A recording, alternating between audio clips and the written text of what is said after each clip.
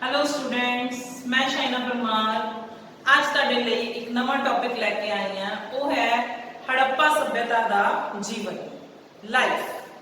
ਕਿਉਂ ਪੜਨਾ ਹੈ ਅਸੀਂ ਕਿਸੇ ਦਾ ਜੀਵਨ?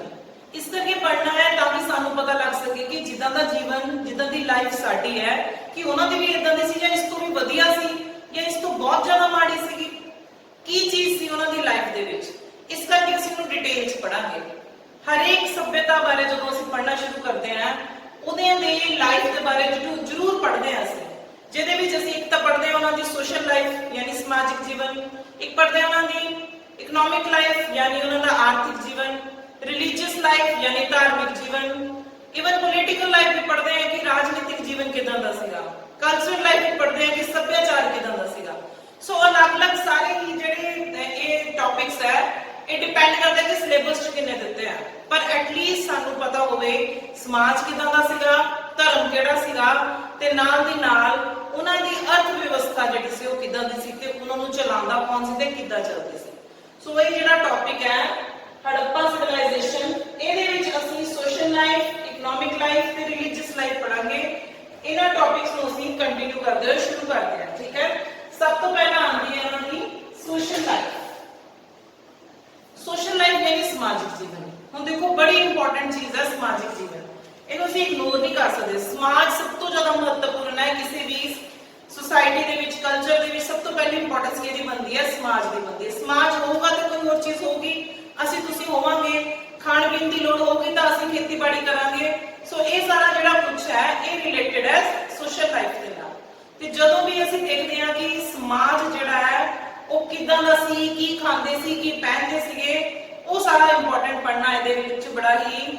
ਹੁਣ ਦੇਖੋ ਮੈਂ ਤੁਹਾਨੂੰ ਦੱਸਦੀ ਪਈ ਹਾਂ ਕਿ ਅਸੀਂ ਕਿਸੇ ਦਾ ਜੀਵਨ ਕਿਉਂ ਪੜਨਾ ਹੈ। ਇੱਕ ਸਿੰਪਲ ਜੀ ਗੱਲ ਹੈ, ਮੈਂ ਇਹ ਸੋਚਦੀ ਹਾਂ ਕਿ ਮੇਰੇ ਤੋਂ ਪਹਿਲਾਂ ਜਿਹੜੇ ਲੋਕ ਸੀ ਉਹ ਕੀ ਖਾਂਦੇ ਸੀਗੇ, ਉਹ ਕੀ ਪਹਿਨਦੇ ਸੀਗੇ, ਉਹਨਾਂ ਦਾ ਜੀਵਨ ਕਿਦਾਂ ਦਾ ਸੀਗਾ, ਉਹ ਕਿਹੜੇ ਕੰਮ ਕਰਦੇ ਸੀਗੇ, ਪਹਿਲਾਂ ਕਿਹੜੇ ਕੰਮ ਸੀ, ਹੁਣ ਕਿਹੜੇ ਕੰਮ ਹੈ। ਜਿਹੜੀਆਂ ਚੀਜ਼ਾਂ ਸਾਨੂੰ ਜਿਹੜੀਆਂ ਫੈਸਿਲਿਟੀਆਂ ਮਿਲੀਆਂ ਕਿ ਪਹਿਲਾਂ ਸੀਗੀਆਂ ਜਾਂ ਪਹਿਲੇ ਲੋਕਾਂ ਨੂੰ ਕੁਝ ਪਤਾ ਹੀ ਨਹੀਂ ਸੀਗਾ ਜਾਂ ਉਹ ਵਿਚਾਰੇ ਲੋਕ ਇਹਨਾਂ ਸਾਰੀ ਚੀਜ਼ਾਂ ਤੋਂ ਜਾਣੂ ਹੀ ਨਹੀਂ ਸੀਗੇ।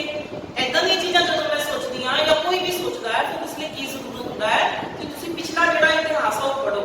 ਹੁਣ ਅਸੀਂ ਕਿਹੜੇ ਇਤਿਹਾਸ ਦੀ ਗੱਲ ਕਰਦੇ ਪਏ ਹਾਂ?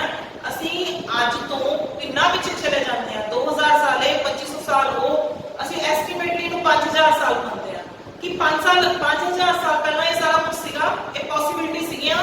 ਤੇ ਹੁਣ ਜਿੱਦਾਂ ਜਿੱਦਾਂ ਤੁਸੀਂ ਇਹ ਲਾਈਫ ਨੂੰ ਪੜ੍ਹੋਗੇ ਨਾ ਤੁਸੀਂ ਹੈਰਾਨ ਹੁੰਦੇ ਜਾਓਗੇ ਕਿ ਸ਼ਾਇਦ ਸਾਨੂੰ ਇਹ ਸਾਰਾ ਕੁਝ ਨਹੀਂ ਪਤਾ ਜੋ ਉਹਨਾਂ ਲੋਕਾਂ ਨੂੰ ਪਤਾ ਹੈ। ਸ਼ਾਇਦ ਇੰਨੀਆਂ ਅੱਛੀਆਂ ਚੀਜ਼ਾਂ ਸਾਡੇ ਵੀ ਅਜੇ ਅਵੇਲੇਬਲ ਨਹੀਂ ਹੈ ਜਿੰਨੀਆਂ ਉਹਨਾਂ ਕੋਲ ਅਵੇਲੇਬਿਲਿਟੀ ਸੀ। ਦੇਖੋ ਅਸੀਂ ਪਹਿਲਾਂ ਉਹਨਾਂ ਦੀ ਟਾਊਨ ਪਲੈਨਿੰਗ ਪੜ੍ਹੀ ਹੈ ਤੇ ਮੈਂ ਤੁਹਾਨੂੰ ਪੜ੍ਹਾਉਂਦੇ ਦੱਸਿਆ ਕਿ ਉਹ ਲੋਕਾਂ ਦੀ ਇੰਜੀਨੀਅਰਿੰਗ ਟੈਕਨੋਲੋਜੀ ਕਿੰਨੀ ਐਡਵਾਂਸ ਸੀਗੀ। ਅਸੀਂ ਹਜੇ ਵੀ ਸਫਰ ਕਰ ਰਹੇ ਹਾਂ ਸਾਰੀਆਂ ਪ੍ਰੋਬਲਮਸ 'ਚ, ਲੇਕਿਨ ਉਹ ਪਹਿਲਾਂ ਤੋਂ ਵੈਲ ਸੈਟਲਡ ਸੀਗੇ। ਇਸ ਕਰਕੇ ਨਾ ਸਿੰਧੂ ਘਾਟੀ ਦੀ ਸਭਿਅਤਾ ਨੂੰ ਖਾਸ ਕਰਕੇ ਕਿਹੜੀ ਲਾਈਫ ਕਹਿੰਦੇ, ਇਹਨਾਂ ਨੂੰ ਅਰਬਨ ਜਿਹੜੀ ਲਾਈਫ ਕਹਿੰਦੇ, ਇਹਨਾਂ ਦਾ ਜਿਹੜਾ ਟਾਈਮ ਪੀਰੀਅਡ ਆ ਇਹਨੂੰ ਪੇਂਡੂ ਸਭਿਅਤਾ ਨਹੀਂ ਕਹਿੰਦੇ, ਅਸੀਂ ਇਹਨੂੰ ਸ਼ਹਿਰੀ ਸਭਿਅਤਾ ਕਹਿੰਦੇ ਹਾਂ, ਠੀਕ ਹੈ। ਅਰਬਨਾਈਜੇਸ਼ਨ ਸੀਗੀ ਉੱਥੇ ਡਿਵੈਲਪ ਹੋ ਚੁੱਕੀ, ਕਿਉਂਕਿ ਜਿੰਨੇ ਵੀ ਸਾਨੂੰ ਇਹ ਇਲਾਕੇ ਮਿਲੇ ਆ, ਹੜੱਪਾ, ਮੋਹਨਜੋਦੜੋ ਜਾਂ ਹੋਰ ਕਿੰਨੇ ਮੈਂ ਤੁਹਾਨੂੰ ਇਲਾਕੇ ਦੱਸੇ ਆ, ਕਾਲੀਬੰਗਨ ਹੈ ਜਾਂ ਜਮਦਾਰੋ ਹੈ ਜਾਂ ਰਾਖੀਗੜ੍ਹੀ, ਇੰਨਾ ਵੱਡਾ ਇਲਾਕਾ ਮਿਲਿਆ ਹੈ। ਉਹਨਾਂ ਦੇ ਵਿੱਚ ਕਿਤੇ ਵੀ ਇਦਾਂ ਨਹੀਂ ਲੱਗਦਾ ਕਿ ਇਹ ਕੋਈ ਪਿੰਡ ਹੈ, ਛੋਟਾ ਜਿਹਾ ਪਿੰਡ ਹੈ ਜਿੱਥੇ ਫੈਸਿਲਿਟੀਜ਼ ਨਹੀਂ, ਇਹ ਸਾਰੇ ਵੱਡੇ ਵੱਡੇ ਸ਼ਹਿਰ ਲੱਗ ਰਹੇ।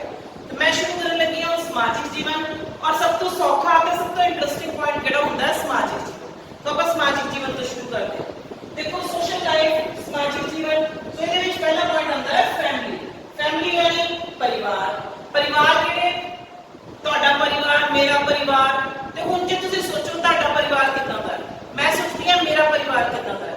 ਮੇਰਾ ਪਰਿਵਾਰ ਇੱਕ ਜੁਆਇੰਟ ਫੈਮਿਲੀ ਹੈ, ਅਸੀਂ ਇਕੱਠੇ ਰਹਿੰਦੇ ਹਾਂ, ਸਾਡੇ ਕੋਲ ਵੱਡਾ ਜਿਹਾ ਘਰ ਹੈ, ਲੇਕਿਨ ਹੋ ਸਕਦਾ ਹੈ ਕਿ ਮੇਰੇ ਕੋਈ ਨੋਨ ਹੈ ਉਹ ਇਕੱਲਾ ਰਹਿੰਦਾ ਹੈ, ਕੋਈ ਇੱਕ ਕਮਰਾ ਹੈ। ਸੋ ਪਰਿਵਾਰ ਏਦਾਂ ਦੇ ਹੁੰਦੇ ਆ। ਮੇਰੇ ਪਰਿਵਾਰ 'ਚ ਮੇਰੇ ਦਾਦਾ ਦਾਦੀ ਹੈ, ਭੈਣ ਭਰਾ ਹੈ ਜਾਂ ਰਿਸ਼ਤੇਦਾਰ, ਅਸੀਂ ਇਕੱਠੇ ਰਹਿ ਰਹੇ ਹਾਂ, ਇਹ ਅਸੀਂ ਪਰਿਵਾਰ 'ਚ ਦੱਸਣਾ ਹੁੰਦਾ। ਸੋ ਪਹਿਲਾ ਪੁਆਇੰਟ ਹੈ ਜਿਹੜਾ ਫੈਮਿਲੀ ਦੇ 'ਚ ਅਸੀਂ ਕੀ ਦੱਸਣਾ ਹੈ ਕਿ ਉਹ ਲੋਕ ਕਿੱਦਾਂ ਸੀਗੇ।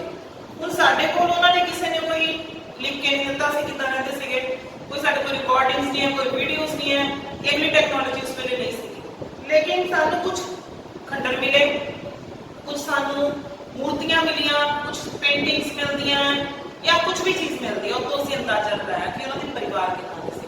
ਉਹਨਾਂ ਦੇ ਪਰਿਵਾਰ ਕਿੱਦਾਂ ਦੇ ਸੀਗੇ? ਸ਼ਾਇਦ ਉਹ ਲੋਕ ਇਕੱਠੇ ਰਹਿੰਦੇ ਸੀਗੇ, ਕਿਉਂਕਿ ਜਿਹੜੇ ਸਾਨੂੰ ਘਰ ਮਿਲੇ ਆ ਉਹ ਵੱਡੇ ਘਰ ਹੈ। ਏਦਾਂ ਹੈ ਨਹੀਂ ਕਿ ਇੱਕ ਕਮਰਾ ਉੱਥੇ ਮਿਲਿਆ, ਇੱਕ ਕਮਰਾ ਉੱਥੇ ਮਿਲਿਆ, ਵੱਡੇ ਘਰ ਮਿਲੇ ਆ, ਘਰਾਂ ਦੇ ਵਿੱਚ ਕਿੰਨੇ ਕਿੰਨੇ ਕਮਰੇ ਮਿਲੇ ਆ, ਖੂਹ ਤੱਕ ਮਿਲੇ ਆ। ਤੇ ਜਿਹੜਾ ਇਕੱਲਾ ਬੰਦਾ ਰਹਿੰਦਾ ਉਹਨੂੰ ਘਰ 'ਚ ਖੂਹ ਪੱਟਣ ਦੀ ਕੀ ਲੋੜ ਹੈ, ਉਹ ਕਿਤੋਂ ਵੀ ਜਾ ਕੇ ਪਾਣੀ ਲਿਆ ਸਕਦਾ ਹੈ। ਸੋ ਇਟ ਮੀਨਸ ਲੋਕ ਇਕੱਠੇ ਰਹਿੰਦੇ ਸੀਗੇ, ਵਧੀਆ ਤਰੀਕੇ ਦੇ ਨਾਲ ਰਹਿੰਦੇ ਹੋਣਗੇ, ਤਾਂ ਹੀ ਇੰਨੇ ਵੱਡੇ ਵੱਡੇ ਘਰ ਹੈ। ਕਈ ਡਬਲ ਸਟੋਰੀਜ਼ ਵੀ ਹੈ, ਸੋ ਜ਼ਿਆਦਾ ਲੋਕ ਵੀ ਉੱਥੇ ਰਹਿੰਦੇ ਹੋਣਗੇ। ਸੋ ਜਿਹੜੀ ਇਹ ਫੈਮਿਲੀ ਹੈ ਨਾ, ਉਹਨਾਂ ਦੇ ਵਿੱਚ ਤੁਸੀਂ ਇਹ ਲਿਖਣਾ ਹੈ ਕਿ ਪਰਿਵਾਰ ਜਿਹੜੇ ਸੀ ਉਹ ਇਕੱਠੇ ਰਹਿੰਦੇ ਹੋਣਗੇ, ਸਾਰੇ ਰਿਸ਼ਤੇਦਾਰ ਇਕੱਠੇ ਮਿਲ ਕੇ ਰਹਿੰਦੇ ਹੋਣਗੇ ਤੇ ਘਰਾਂ ਦੇ ਵਿੱਚ ਉਹਨਾਂ ਨੇ ਹਰੇਕ ਫੈਸਿਲਿਟੀ ਲੈ ਰੱਖੀ ਹੋਈ ਸੀ। ਦੂਸਰਾ ਹੈ ਫੂਡ, ਉਹਨਾਂ ਦਾ ਭੋਜਨ, ਉਹ ਖਾਂਦੇ ਕੀ ਸੀਗੇ।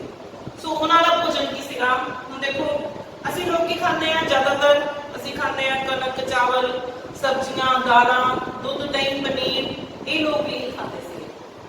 ਸਾਨੂੰ ਕਿੱਦਾਂ ਪਤਾ ਲੱਗਾ ਇਹ ਲੋਕ ਇਹ ਖਾਂਦੇ ਸੀਗੇ? ਸਾਨੂੰ ਕਣਕ ਦੇ ਦਾਣੇ ਮਿਲੇ, ਚੌਲਾਂ ਦੇ ਦਾਣੇ ਮਿਲੇ, ਦਾਲਾਂ ਦੇ ਦਾਣੇ ਮਿਲੇ, ਮੱਛੀਆਂ ਦੇ ਕੰਡੇ ਮਿਲੇ, ਠੀਕ ਹੈ, ਕੁਝ ਹੱਡੀਆਂ ਮਿਲੀਆਂ ਜਾਨਵਰ ਦੀਆਂ। ਜ਼ਰੂਰੀ ਨਹੀਂ ਇਨਸਾਨਾਂ ਨੇ ਮਾਸ ਖਾਧਾ ਹੋਊਗਾ, ਲੇਕਿਨ ਉਸ ਦਾ ਉਹ ਖਾਂਦੇ ਹੋਣ। ਸੋ ਹਰ ਤਰ੍ਹਾਂ ਦੀ ਚੀਜ਼ ਖਾਂਦੇ ਸੀਗੇ। ਅਸੀਂ ਇਹ ਵੀ ਸੋਚ ਸਕਦੇ ਹਾਂ ਕਿ ਲੈ ਉਸ ਵੇਲੇ ਵੀ ਇਹ ਸਾਰਾ ਕੁਝ ਮਿਲਦਾ ਸੀਗਾ, ਸਭ ਕੁਝ ਮਿਲਦਾ ਹੋਊਗਾ, ਤਾਂ ਹੀ ਸਾਡੇ ਕੋਲ ਇਸ ਚੀਜ਼ ਦਾ ਪ੍ਰੂਫ ਹੈ। ਹੁਣ ਉਸ ਵੇਲੇ ਸਾਨੂੰ ਇੱਥੇ ਤੱਕ ਵੀ ਪ੍ਰੂਫ ਮਿਲਿਆ ਕਿ ਉਹ ਅਨਾਰ ਵੀ ਖਾਂਦੇ ਸੀ, ਖਜੂਰਾਂ ਵੀ ਖਾਂਦੇ ਸੀਗੇ। ਸਾਡੇ ਲਈ ਤਾਂ ਸਾਰੀ ਬੜੀ ਹੈਰਾਨੀ ਵਾਲੀ ਗੱਲ ਹੈ ਕਿ ਇਹ ਸਾਰਾ ਕੁਝ ਉਹਨਾਂ ਦੇ ਕੋਲ ਪਹਿਲਾਂ ਵੀ ਅਵੇਲੇਬਲ ਸੀਗਾ। ਹਾਂ, ਪਰ ਅਵੇਲੇਬਲ ਕੀ ਨਹੀਂ ਸੀਗਾ? ਸ਼ਾਇਦ 버ਗਰ, ਪੀਜ਼ਾ ਅਵੇਲੇਬਲ ਨਹੀਂ ਸੀਗਾ, ਪਰ ਉਹਨਾਂ ਦਾ ਆਪਣਾ ਹੀ ਕੋਈ ਸਵਾਦ ਹੋਊਗਾ। ਤੁਹਾਡੇ ਘਰਾਂ ਦੇ ਵਿੱਚ ਹੁੰਦੇ ਆ ਨਾ ਕੁੰਡੀ ਸੋਟਾ, ਜਿਹਨੂੰ ਅਸੀਂ ਕਹਿੰਦੇ ਆ, ਕਈ ਲੈਂਗੁਏਜ ਆ ਜਿਹਦੇ ਨਾਲ ਅਸੀਂ ਮਸਾਲਾ ਕੁੱਟਦੇ ਆ, ਠੀਕ ਆ। ਅੱਜ ਕੱਲ੍ਹ ਤਾਂ ਚਲੋ ਮਿਕਸੀਆਂ ਚੱਲ ਪਈਆਂ, ਮਿਕਸਰ, ਗ੍ਰਾਈਂਡਰ, ਜੂਸਰ ਹੈ, ਲੇਕਿਨ ਪਹਿਲਾਂ ਜਦੋਂ ਅਸੀਂ ਚਟਨੀ ਵਗੈਰਾ ਕੁਝ ਬਣਾਉਂਦੇ ਸੀ ਜਾਂ ਮਸਾਲੇ ਕੁੱਟਦੇ ਸੀਗੇ, ਤਾਂ ਐਦਾਂ ਦੀ ਜਿਹੜੀਆਂ ਚੀਜ਼ਾਂ ਹੈ ਸਾਨੂੰ ਸਿੰਧੂ ਘਾਟੀ ਦੀ ਸੱਭਿਅਤਾ ਤੋਂ ਮਿਲੀਆਂ, ਜਿੱਥੋਂ ਪਤਾ ਲੱਗਦਾ ਕਿ ਉਹ ਜਿਹੜਾ ਉਹਨਾਂ ਦਾ ਫੂਡ ਹੈ ਨਾ, ਭੋਜਨ, ਉਹ ਮਸਾਲੇਦਾਰ ਸੀਗਾ। ਉਹ ਐਵੇਂ ਕੋਈ ਕੱਚਾ ਮਾਸ ਨਹੀਂ ਖਾਈ ਜਾਂਦੇ ਸੀ ਜਿੱਦਾਂ ਅਸੀਂ ਆਦੀਵਾਸੀਆਂ ਬਾਰੇ ਸੋਚਦੇ। ਸੋ ਇਟ ਮੀਨਸ 5000 ਸਾਲ ਪਹਿਲਾਂ ਵੀ ਲੋਕਾਂ ਨੂੰ ਪਤਾ ਸੀਗਾ ਕਿ ਅਸੀਂ ਕਿੱਦਾਂ ਦੀ ਰੋਟੀ ਖਾਣੀ ਹੈ, ਮਸਾਲੇਦਾਰ ਖਾਣੀ ਹੈ, ਸਵਾਦਿਸ਼ਟ ਖਾਣੀ ਹੈ, ਹਰ ਤਰ੍ਹਾਂ ਦੀ ਸਬਜ਼ੀ, ਹਰ ਤਰ੍ਹਾਂ ਦਾ ਫਲ ਫਰੂਟ। ਸਾਡੇ ਕੋਲ ਨੈਕਸਟ ਪੁਆਇੰਟ ਆਉਂਦਾ ਹੈ ਡਰੈਸ, ਕਿ ਉਹ ਕੱਪੜੇ ਕਿੱਦਾਂ ਦੇ ਪਹਿਨਦੇ ਸੀਗੇ। ਫਿਰ ਇਹ ਪੜ੍ਹਨਾ ਕਿਉਂ ਜ਼ਰੂਰੀ ਹੈ? ਮੈਂ ਤੁਹਾਨੂੰ ਦੱਸਣਾ ਇਸ ਕਰਕੇ ਇੱਕ ਚੀਜ਼ ਕਲੀਅਰ ਕਰ ਰਹੀ ਹਾਂ ਕਿ ਤੁਸੀਂ ਹੈਰਾਨ ਹੋਵੋਗੇ ਕਿ ਅਸੀਂ 5000 ਸਾਲ ਪੁਰਾਣੀ ਗੱਲ ਕਰ ਰਹੇ ਹਾਂ। ਜੇ ਅਸੀਂ ਹੁਣ ਤੋਂ 200 ਸਾਲ ਪੁਰਾਣੀ ਗੱਲ ਕਰੀਏ ਨਾ, ਤਾਂ ਉਗਲੀਆਂ ਕੋਈ ਆਪਣੇ ਬਜ਼ੁਰਗਾਂ ਦੀ ਗੱਲ ਕਰੀਏ ਤਾਂ ਅਸੀਂ ਸੋਚਦੇ ਹਾਂ ਕਿ ਸ਼ਾਇਦ ਉਹਨਾਂ ਨੂੰ ਪਤਾ ਨਹੀਂ ਸੀਗਾ, ਲੇਕਿਨ 5000 ਸਾਲ ਪਹਿਲਾਂ ਇਹਨਾਂ ਨੂੰ ਪਤਾ ਸੀ ਅਸੀਂ ਕੀ ਪਹਿਨਣਾ ਹੈ। ਸੂਤੀ ਕੱਪੜਾ, ਊਨੀ ਕੱਪੜਾ, ਹਰ ਤਰ੍ਹਾਂ ਦਾ ਕੱਪੜਾ ਪਹਿਨਦੇ ਸੀਗੇ। ਤਕਲੇ ਮਿਲੇ ਖੁਦਾਈਆਂ ਚੋਂ। ਤਕਲਾ ਪਤਾ ਕੀ ਹੁੰਦਾ ਹੈ? ਚਰਖੇ ਦੇ ਨਾਲ ਇੱਕ ਤਿੱਖਾ ਜਿਹਾ ਲੋਹੇ ਦਾ ਬਣਿਆ ਹੁੰਦਾ ਹੈ, ਸੂਈ ਜੀ ਹੁੰਦੀ ਲੰਬੀ ਜੀ, ਜਿੱਤੇ ਸੂਤ ਨੂੰ ਕੱਤਿਆ ਜਾਂਦਾ ਹੈ, ਠੀਕ ਹੈ ਨਾ। ਉਹ ਤਕਲੇ ਮਿਲੇ, ਇਟ ਮੀਨਸ ਉਹ ਲੋਕ ਸੂਤ ਕੱਤਦੇ ਸੀਗੇ, ਫਿਰ ਉਹ ਤੋਂ ਕਾਟਨ ਦਾ ਕੱਪੜਾ ਬਣਾਉਂਦੇ ਸੀਗੇ। ਫਿਰ ਏਦਾਂ ਦੀਆਂ ਚੀਜ਼ਾਂ ਦਾ ਸਾਨੂੰ ਅੰਦਾਜ਼ਾ ਹੁੰਦਾ ਕਿ ਉਹ ਸ਼ਾਲ ਵੀ ਪਹਿਨਦੇ ਹੋਣਗੇ। ਇੱਕ ਏਦਾਂ ਦੀ ਸਾਨੂੰ ਮੂਰਤੀ ਮਿਲੀ ਹੈ, ਉਹਦੇ ਵਿੱਚ ਇੱਕ ਆਦਮੀ ਦੀ ਮੂਰਤੀ ਹੈ, ਉਹਦੇ ਵਿੱਚ ਉਹਨੇ ਸ਼ਾਲ ਜਿਹਾ ਲਪੇਟਿਆ ਹੋਇਆ। ਪਿਕਚਰਸ ਮੈਂ ਸਾਰੀਆਂ ਤੁਹਾਨੂੰ ਬਾਅਦ ਚੋਂ ਦਿਖਾਉਂਗੀ। ਸੋ ਇਹ ਡਰੈਸਿਸ ਇਹ ਦੱਸਦੀਆਂ ਕਿ ਉਹ ਹਰ ਤਰ੍ਹਾਂ ਦਾ ਕੱਪੜਾ ਪਹਿਨਦੇ ਸੀ, ਅਕੋਰਡਿੰਗ ਟੂ ਸੀਜ਼ਨ ਪਹਿਨਦੇ ਹੋਣਗੇ, ਔਰ ਉਹਦੇ ਵਿੱਚ ਉਹ ਸ਼ਾਲ ਪਹਿਨਦੇ ਹੋਣਗੇ, ਖੁੱਲੀਆਂ ਖੁੱਲੀਆਂ ਡਰੈਸਿਸ ਹੋਣਗੀਆਂ। ਸ਼ਾਇਦ ਉਹਨਾਂ ਦੀਆਂ ਮੂਰਤੀਆਂ ਨੂੰ ਦੇਖ ਕੇ ਆਈਡੀਆ ਲੱਗਦਾ ਕਿ ਉਹ ਕਿਹੋ ਜਿਹੇ ਕੱਪੜੇ ਪਹਿਨਦੇ ਸੀਗੇ। ਤਾਂ ਹਰ ਤਰ੍ਹਾਂ ਦੀਆਂ ਉਹਨਾਂ ਦੀਆਂ ਡਰੈਸਿਸ ਦਾ, ਜਿਹੜੇ ਜ਼ਿਆਦਾ ਅੱਛੀ ਕੁਆਲਿਟੀ ਦੇ ਕੱਪੜੇ ਹੋਣਗੇ ਉਹ ਅੱਛੇ ਲੋਕ, ਅਮੀਰ ਲੋਕ ਪਹਿਨਦੇ ਹੋਣਗੇ। ਥੋੜੇ ਲੋਅਰ ਕੁਆਲਿਟੀ ਦਾ ਵੀ ਕੱਪੜਾ ਮਿਲਿਆ ਹੈ, ਉਹ ਲੋਕ ਪਹਿਨਦੇ ਹੋਣਗੇ। ਤਾਂ ਉਹ ਸਾਰਾ ਕੀ ਹੈ? ਡਰੈਸਿਸ। ਸੋ ਮੈਕਸਿਮਮ ਤੁਸੀਂ ਜਿੰਨਾ ਇਹਨਾਂ ਪੁਆਇੰਟਸ ਵਿੱਚ ਲਿਖ ਸਕਦੇ ਹੋ ਨਾ, ਲਿਖੋ ਜਿੰਨਾ ਤੁਹਾਨੂੰ ਪਤਾ ਲੱਗਦਾ ਹੈ। ऑर्नामेंट्स ਉਹਨਾਂ ਦੇ ਗਹਿਣੇ, ਬੜਾ ਇੰਪੋਰਟੈਂਟ ਪੁਆਇੰਟ ਹੈ ਕਿ ਲੋਕ ਉਹਨਾਂ ਨੂੰ ਗਹਿਣਿਆਂ ਦਾ ਵੀ ਪਤਾ ਸੀਗਾ।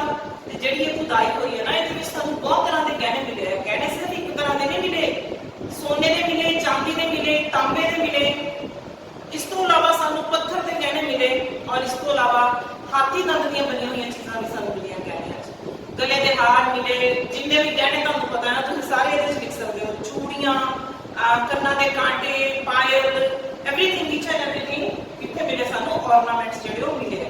ਇਹ ਗਹਿਣੇ ਮੈਂ ਤੁਹਾਨੂੰ ਦਿਖਾਣਾ ਵੀ ਚਾਹਾਂਗੀ। ਦੇਖੋ ਇਹ ਹੈ ਸਿੰਧੂ ਘਾਟੀ ਦੀ ਸਭਿਅਤਾ ਤੋਂ ਮਿਲੇ ਹੋਏ ਗਹਿਣੇ। ਇਹ ਗਲੇ ਦੇ ਹਾਰ ਔਰ ਉਹਨਾਂ ਦੇ ਡਿਜ਼ਾਈਨ ਦੇਖੋ ਕਿੱਦਾਂ ਮੋਤੀ ਬਣਾਏ ਹੋਏ, ਕਿੱਦਾਂ ਤਾਰਾਂ ਬਣਾਈਆਂ ਹੋਈਆਂ, ਲਟਕਣ ਬਣਾਏ ਹੋਏ ਆ, ਕਾਂਟੇ ਆ, ਐਦਾਂ ਦੇ ਬਹੁਤ ਸਾਰੇ ਗਹਿਣੇ ਸਾਨੂੰ ਉਸ ਦੌਰਾਨ ਜਿਹੜੇ ਉਹ ਮਿਲੇ ਆ। ਤੇ ਇਹਨਾਂ ਗਹਿਣਿਆਂ ਨੂੰ ਦੇਖ ਕੇ ਅਸੀਂ ਅੰਦਾਜ਼ਾ ਲਗਾਉਂਦੇ ਆ ਕਿ ਲੋਕਾਂ ਦੀ ਜਿਹੜੀਆਂ ਚੁਆਇਸ ਸੀਗੀਆਂ ਨਾ, ਉਹ ਇਦਾਂ ਦੀਆਂ ਸੀਗੀਆਂ ਕਿ ਉਹ ਅੱਛੇ ਗਹਿਣੇ ਪਹਿਨਣਾ ਚਾਹੁੰਦੇ ਸੀਗੇ। ਠੀਕ ਹੈ, ਗਹਿਣੇ ਹੋ ਗਏ, ਉਸ ਤੋਂ ਬਾਅਦ ਆ ਗਏ ਹੇਅਰ ਡਰੈਸ, ਕੇਸ ਸੱਜਾ, ਬਾਲ ਕਿੱਦਾਂ ਸਜਾਉਂਦੇ ਹੋਣਗੇ। ਫਿਰ ਇਹ ਵੀ ਸਾਨੂੰ ਕਿੱਦਾਂ ਪਤਾ ਲੱਗਾ ਕਿ ਉਹਨਾਂ ਦੀ ਹੇਅਰ ਸਟਾਈਲ ਕੀ ਹੋਣਗੇ। ਇਹ ਵੀ ਸਾਨੂੰ ਪਤਾ ਕਿੱਦਾਂ ਪਤਾ ਲੱਗਾ, ਖੁਦਾਈ 'ਚ ਮਿਲੀਆਂ ਹੋਈਆਂ ਚੀਜ਼ਾਂ ਨਾਲ। ਸਾਨੂੰ ਹੱਥ ਦੰਦ ਦੀਆਂ ਬਣੀਆਂ ਹੋਈਆਂ ਕੰਘੀਆਂ ਮਿਲੀਆਂ, ਸ਼ੀਸ਼ੇ ਮਿਲੇ, ਪਿੰਸ, ਸੂਈਆਂ ਜਿਹੜੀਆਂ ਅਸੀਂ ਸਿਰ ਤੇ ਲਗਾਉਂਦੇ ਉਹ ਮਿਲੀਆਂ। ਕੁਛ ਏਦਾਂ ਦਾ ਉਸਤਰੇ ਮਿਲੇ ਜਿੱਥੋਂ ਪਤਾ ਲੱਗਦਾ ਕਿ ਸ਼ੇਵਿੰਗ ਹੁੰਦੀ ਹੋਊਗੀ। ਸੋ ਉਹਨਾਂ ਦੇ ਸਿਰ ਬਾਂਧ ਦਾ ਸਟਾਈਲ ਇਹ ਮੰਨਿਆ ਜਾਂਦਾ ਹੈ ਕਿ ਲੋਕ लोग गुत्ता भी करते होंगे, मांग भी सजाते होंगे, मांग पट्टियां मिलियां सानू ते तो अंदाजा लगता है कि वो मांग पट्टियां लांदियां सी स्त्रियां। यानी ये दोनों पॉइंट मिला के देखो कि वो बड़े शौकीन लोग सीगे, गहने भी पहनते सीगे, सिर भी सजाते सीगे। एक सानू इदां दी मूर्ति मिली है जिहदे विच एक स्टोन की मूर्ति है, वो मूर्तियां दे विच तुहानू वैसे मैं दिखाऊंगी, पर उहदे च एक मैन है जिहने की दाढ़ी उहदी बनाई हुई है चंगी तरह नाल वाले डिजाइनर। फिर तो पता लगता कि वो लोगों को दाढ़ी बनाने का भी शौक सी, उस तरह तो पता लगता कि वो दाढ़ियां कटते सी। तो जिहड़ा समान मिलता है उतों ही अंदाजा लग रहा है कि उन्होंने लोगों को पता सी कि बाल कटने भी है, सजाने भी है। लेकिन जे असीं हुण कोई लेटेस्ट गल्लां सोचिए, कुछ हुण भी इलाके चले जाइए कि इदां दे लोग जिहड़े कंघियां करदे ही नहीं, जिन्हां दे सिर ते जटावां बनियां होईयां, जिन्हां नूं पता ही नहीं असीं तैयार होना है, ठीक है ना। सो एक कंपैरिजन क्यों चल रहा है कि देखो वो एक इदां दी सभ्यता है, शायद सानूं सिखाउण वाले वो लोग है कि तुसीं किद्दां सजना सवरना है ते की खाना पीना। अगे आ गया मेकअप।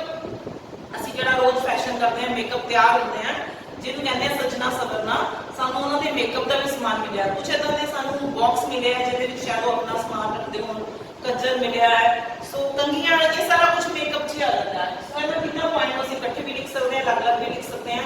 ਜਿੰਨਾ ਮਟੀਰੀਅਲ ਉੱਥੋਂ ਮਿਲਦਾ ਗਿਆ ਉਹ ਤੋਂ ਕਲੀਅਰ ਹੁੰਦਾ ਗਿਆ ਕਿ ਉਹ ਲੋਕਾਂ ਨੂੰ, ਖਾਸ ਕਰਕੇ ਇਸਤਰੀਆਂ ਨੂੰ ਸਜਣ ਸਵਰਨ ਦਾ ਬਹੁਤ ਸ਼ੌਕ ਸੀਗਾ। ਤੇ ਇਸ ਕਰਕੇ ਉਹ ਕੋਈ ਪਿਛੜੀ ਹੋਈ ਸਭਿਅਤਾ ਨਹੀਂ ਮੰਨੀ ਜਾਊਗੀ, ਇਹ ਇੱਕ ਡਿਵੈਲਪ ਸਭਿਅਤਾ ਹੈ, ਐਦਾਂ ਦੀ ਸਿਵਲਾਈਜੇਸ਼ਨ ਆ ਜਿਹੜੀ ਅਰਬਨ ਵੀ ਹੈ ਔਰ ਡਿਵੈਲਪ ਵੀ ਹੈ। ਅੱਗੇ ਪੁਆਇੰਟ ਆਉਂਦਾ ਹੈ ਅਮਿਊਜ਼ਮੈਂਟ, ਯਾਨੀ ਉਹਨਾਂ ਦੇ ਮਨੋਰੰਜਨ ਦੇ ਕੀ ਸਾਧਨ ਸੀ, ਉਹ ਆਪਣਾ ਐਂਟਰਟੇਨ ਕਿੱਦਾਂ ਕਰਦੇ ਸੀ। ਹੁਣ ਤੁਸੀਂ ਲੋਕ ਆਪਣੇ ਆਪ ਐਂਟਰਟੇਨ ਕਿੱਦਾਂ ਕਰਦੇ ਹੋ, ਦਿਲ ਨਹੀਂ ਲੱਗਦਾ ਟੀਵੀ ਲਗਾ ਲੈਂਦੇ ਆ, ਠੀਕ ਹੈ। ਅੱਜ ਕੱਲ੍ਹ ਤਾਂ ਸਾਡੇ ਕੋਲ ਟੀਵੀ ਹੈ, ਸਾਡਾ ਦਿਲ ਨਹੀਂ ਲੱਗਦਾ, ਫੋਨ ਤੇ ਦੇਖ ਲੈਂਦੇ ਆ, YouTube ਲਗਾ ਲੈਂਦੇ ਆ, ਗੂਗਲ ਤੇ ਕੁਝ ਸਰਚ ਕਰ ਲੈਂਦੇ ਆ, फोटोग्राफ्स देख लेंगे, वीडियोस देख लेंगे, ये सारा की साडा एंटरटेनमेंट है। कुछ साल पहला जो असीं छोटे होंदे सी साडा एंटरटेनमेंट हुंदा सी गलियां च खेल लो, ठीक है, घरां च बैठ के खेल लो, कई तरह दी इदां दी चीज़ां हुंदियां सी। हुण लोग तां गलियां च चलो खेलण नहीं जांदे, लेकिन उस तो पहला वाले लोग की करदे सीगे, तो ये एंटरटेनमेंट किदां करदे सी अपनी, ठीक है। सो ये की करदे सीगे, जुआ खेलदे सीगे, डांस करदे सीगे, या म्यूजिक सुनते सीगे, या वेले टाइम दे विच पेंटिंग करते सीगे। ये सारा क्यों पता लगता है, क्योंकि सानू दीवारां ते बनियां होईयां या बर्तनां दे उत्ते बनियां होईयां जिहड़ियां चीज़ां मिलदियां, पता लगता है कि वो अपने टाइम को अच्छे तरीके नाल स्पेंड करदे। देखो आ पॉइंट बड़ा इंपॉर्टेंट है, पोजीशन ऑफ वुमेन, औरतां दी की स्थिति सी। अज नूं देखो, अज पंजाब च औरत दी स्थिति बहुत अच्छी है, लेकिन हजे भी इंडिया के कई इलाकों साउथ के कई इलाकों के औरतों की स्थिति हजे भी खराब है। कई हजे भी इदां दे इलाके जिथे औरतों को हजे भी सती होना पैंदा है, कई इदां दे देश है जिथे औरतों को बुरकियां च घूमना पैंदा है, आज़ादी नहीं है कोई काम करन दी, बाहर निकलन दी, अपने दिल दी इच्छावां नूं दस्सण दी बड़ियां बंदिशां औरतां, क्योंकि हमेशा ही मेल ओरिएंटेड सोसाइटी रही है। ते सिंधु घाटी की सभ्यता च की स्थिति औरतों की, फिर असीं किद्दां अंदाजा लगावांगे। ते सानूं उत्थों जिहड़ा समान मिलदा है, कुछ मूर्तियां मिलदियां, उत्थों अंदाजा लगदा औरतां दी स्थिति किदां सी। एक सानूं मूर्ति मिली है मातृ देवी की मूर्ति, जिहड़ी सानूं ये दसदी है कि ये पूजा के लिए यूज कीती होगी, ते जे वो एक माता की पूजा करदे इट मीनस औरतां दी स्थिति चंगी होगी, ठीक है ना। फिर सानूं एक डांसिंग गर्ल की मूर्ति मिली है, इट मीनस औरतां नूं नच्चण गाउण दी भी परमिशन सी।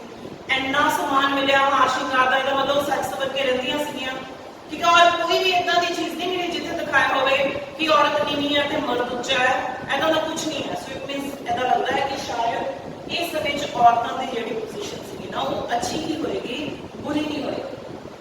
फिर आंदा है क्लासेस ऑफ सोसाइटी की किहड़े-किहड़े वर्ग सीगे।